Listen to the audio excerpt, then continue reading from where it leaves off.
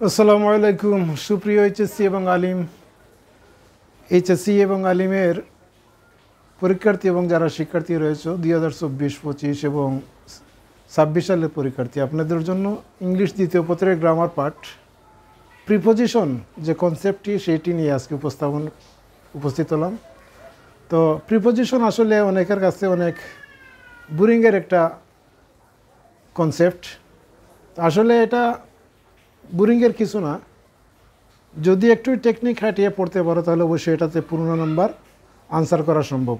তো আমি টেকনিকের মধ্যে যেগুলো লিখে রেখেছি 6টা টেকনিক দিয়েছি এখানে। 6টা টেকনিক যদি আপনারা ভালোভাবে আয়ত্ত করতে পারেন তাহলে অধিকাংশ প্রায় 50% নাম্বার ক্যারি করা এখান থেকে সম্ভব।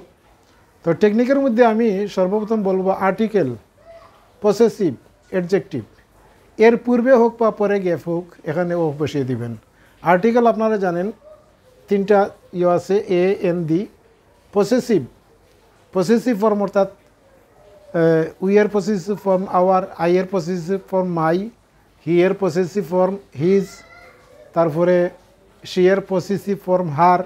মানে এই যে পসেসিভ ফর্ম যেগুলো আছে এই পসেসিভ ফর্ম এবং অ্যাডজেক্টিভ অর্থাৎ কোনো দোষ, গুণ, অবস্থা, পরিমাণ ইত্যাদি যদি বোঝায় তাহলে এগুলার আগে হোক বা পরে হোক যদি দেখা যায় এখানে শূন্যস্থান রয়েছে তাহলে বসিয়ে দিবেন। 2 নম্বর হচ্ছে নাউনের পূর্বে সাধারণত ইন বসে, শালের পূর্বে ইন বসে। 3 নম্বর হচ্ছে শূন্যস্থানের পর যদি বার্বটা বি1 থাকে তাহলে সাধারণত টু বসে। শূন্যস্থানের পরে যদি আইনযুক্ত কোনো শব্দ থাকে তাহলে এখানে ফর বসিয়ে দিবেন। আর প্যাসিভ ভয়েস আপনারা জানেন ভয়েসের ক্ষেত্রে অবজেক্টের আগে অবশ্যই একটা বাই দিতে হয়, কখনো কখনো উইথ বসে, এটা বাই অথবা উইথ বসিয়ে দিলেই হবে। তারিখ, দিন এবং উপরে বোঝাতে অন বসে। তো ওই ছিল টেকনিক অংশ। আর বাকি যেগুলো আছে আপনাদের সাধারণত রুল অনুযায়ী প্রিপোজিশন পরীক্ষায় আসে না। পরীক্ষার মধ্যে যে প্রিপোজিশনগুলো আসে সেগুলো হচ্ছে অ্যাপ্রোপ্রিয়েট প্রিপোজিশন, অর্থাৎ যেগুলো সাধারণত ক্লাস 6 থেকে আমরা টিচাররা আপনাদেরকে মুখস্থ করাই এসএসসি লেভেল বা আলিম পর্যন্ত, এগুলা থেকে পরীক্ষার মধ্যে আসে। তো এগুলা আয়ত্ত করতে হলে আমি এখন আপনাদেরকে নিয়ে যাব আমার খাতার মধ্যে, যেগুলো আমি লিখে দিয়েছি। যদি আপনারা এগুলো আয়ত্ত করতে পারেন তাহলে ইনশাল্লাহ আপনারা প্রিপোজিশনের পুরো নম্বর পাবেন, আমি নিশ্চয়তা দিতে পারি। তো যে শব্দগুলা পরে সাধারণত যে প্রিপোজিশনটা বসে সেই প্রিপোজিশন অনুযায়ী যদি আপনারা আয়ত্ত করেন তাহলে ইনশাল্লাহ পুরো নম্বর পাবেন।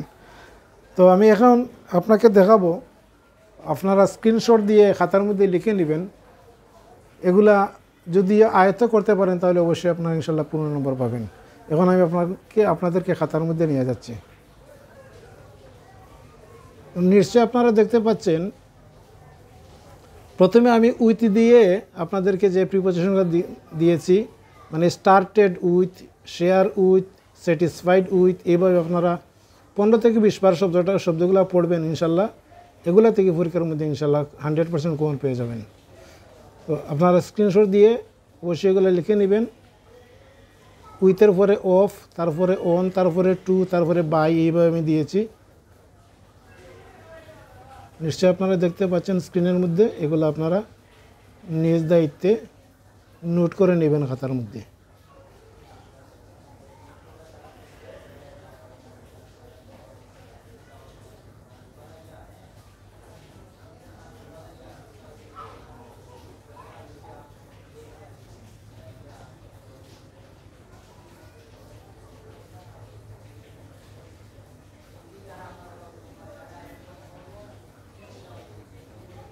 একসাথে যদি দেই তাহলে দেখা যাবে না, তারপরে আমি টোটালটা একসাথে আপনাদেরকে দিচ্ছি।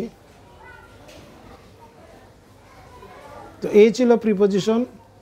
সবাই ভালো থাকো, সুস্থ থাকো। আজকের মতো এখানে বিদায় নিচ্ছি। আল্লাহ হাফিজ, আসসালামু আলাইকুম।